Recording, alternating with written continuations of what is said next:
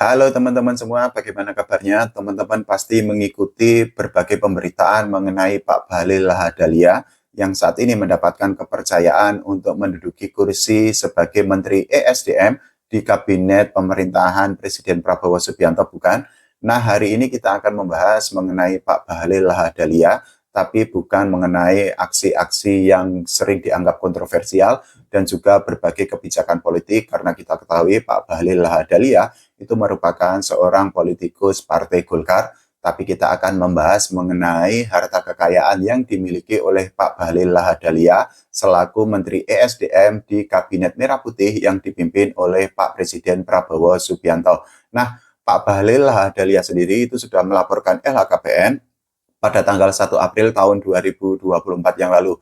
Kita harus sama-sama mengakui bahwa LHKPN itu merupakan sebuah kewajiban bagi para pejabat negara untuk melaporkan harta kekayaan yang dimilikinya. Nah, Pak Bahlil Lahadalia sendiri ternyata berdasarkan LHKPN yang dilaporkannya pada tanggal 1 April tahun 2024, beliau itu memiliki harta kekayaan yang sangat banyak, totalnya mencapai lebih dari 310 miliar rupiah. Nah, dengan harta kekayaan sebanyak itu, Pak Bahlil Lahadalia itu bisa disebut sebagai salah satu menteri terkaya di Kabinet Merah Putih yang dipimpin oleh Pak Prabowo Subianto. Meskipun demikian, Pak Bahlil Lahadalia itu bukan merupakan menteri terkaya di Kabinet Merah Putih karena ada beberapa menteri yang harta kekayaannya itu jauh lebih banyak dibandingkan Pak Bahlil Lahadalia. Nah, seperti biasanya kita bisa untuk mengecek apa saja harta kekayaan yang dimiliki oleh para pejabat di dalam laporan LHKPN yang sudah dilaporkannya. Begitu juga kita bisa untuk melihat apa saja harta kekayaan yang dimiliki oleh Pak Bahlil Lahadalia selaku Menteri ESDM. Nah, Pak Bahlil Lahadalia sendiri itu mencantumkan beberapa sumber kekayaan yang dimilikinya yang terdiri dari berbagai jenis, diantaranya adalah tanah dan bangunan, kemudian juga ada alat transportasi dan mesin. Selain itu juga Pak Bahlil itu memiliki surat berharga dan juga memiliki kas setara kas yang kalau di total jumlahnya lebih dari 310 miliar rupiah.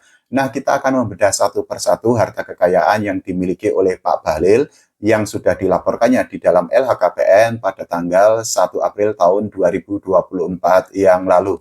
Salah satunya tentu saja Pak Bahlil itu mencantumkan tanah dan bangunan yang dimilikinya dan nilainya sangat fantastis kalau orang zaman sekarang atau anak zaman sekarang bilang di luar nurul. Karena apa? Nilai tanah dan bangunan yang dimiliki oleh Pak Bahlil Lahadalia itu mencapai angka 291 miliaran rupiah. Pak Bahlil Lahadalia sendiri itu memiliki tanah dan bangunan di berbagai daerah dan ada yang paling mahal dan juga nilainya ada yang paling murah. Nah, untuk yang paling mahal itu adalah tanah dan bangunan di Gianyar yang luasnya 2.000 dan 1.500 meter persegi yang nilainya itu mencapai 46 miliaran rupiah. Sedangkan tanah dan bangunan yang paling murah itu adalah tanah seluas 939 meter persegi di Jayapura yang nilainya itu 1 miliar lebih sedikit. Selain itu juga Pak Bahlil Lahadalia itu juga memiliki alat transportasi dan mesin yang nilainya ternyata kurang dari 100 juta, tepatnya cuma 98 jutaan rupiah. Nah, Pak Bahlil Lahadalia itu di dalam laporan LHKPN yang dilaporkannya pada tanggal 1 April tahun 2024, beliau itu mencantumkan bahwa beliau memiliki mobil Toyota Harrier tahun 2007 yang nilainya 57 jutaan rupiah. Selain itu juga Pak Bahlil Lahadalia itu mencantumkan atau memasukkan alat transportasi dan mesin berupa mobil Honda CR-V tahun 2010 yang nilainya itu 40 jutaan rupiah. Nah, di dalam LHKPN yang dilaporkan Pak Bahlil Lahadalia, beliau itu mengaku tidak memiliki harta bergerak lain di dalam LHKPN yang dilaporkannya pada tanggal 1 April tahun 2024 yang lalu.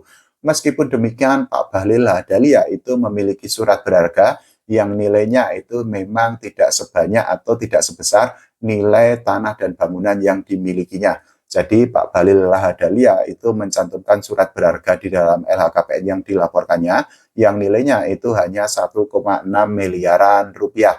Selain itu juga Pak Bahlil Lahadalia itu memiliki kas setara kas yang dilaporkannya atau dicantumkannya atau dimasukkannya ke dalam LHKPN yang dilaporkan pada tanggal 1 April 2024 yang lalu. Jadi kas setara kas yang dimiliki oleh Pak Bahlil Lahadalia itu ternyata angkanya itu cukup banyak, yaitu mencapai 17 miliaran rupiah. Selain itu, di dalam LHKPN yang dilaporkannya, Pak Bahlil Lahadalia itu ternyata mengaku bahwa beliau itu tidak memiliki utang sama sekali atau utangnya itu 0 rupiah. Nah, kalau menurut teman-teman semua, bagaimana tentang nilai kekayaan atau harta kekayaan Pak Bahlil Lahadalia selama dirinya itu menjabat sebagai pejabat publik, khususnya kalau kita bicara status beliau sebagai menteri di kabinet yang ada di Indonesia? Silahkan tulis di kolom komentar. Kita berdoa agar ekonomi Indonesia atau perekonomian Indonesia itu semakin stabil, bahkan mungkin lebih baik lagi ke depannya. Oke, terima kasih. Sampai jumpa.